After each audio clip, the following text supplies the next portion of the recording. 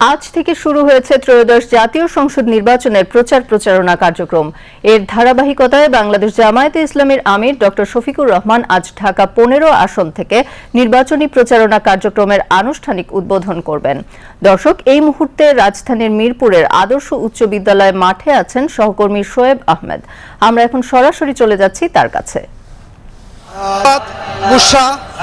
আপনি যেমনটি বলছিলেন, ত্রয়োদশ জাতীয় সংসদ নির্বাচনের প্রচারণার প্রথম দিন আজ সকাল থেকে রাজধানী ঢাকার বিভিন্ন আসনে জামায়াতে ইসলামী বাংলাদেশের প্রার্থীরা তাদের নেতাকর্মী সংযোগ করছেন রাজধানীর বিভিন্ন স্থানে।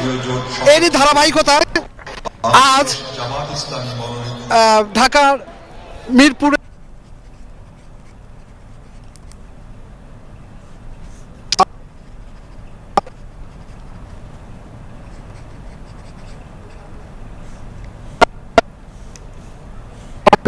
বাংলাদেশ জামায়াতে ইসলামের ডক্টর শফিকুর রহমান।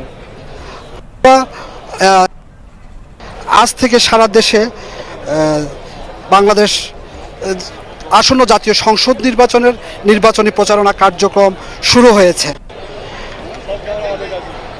তাই বাংলাদেশ জামায়াতে ইসলামী ঢাকা 15 আসনে মিরপুর 10-এ আদর্শ উচ্চ বিদ্যালয় মাঠে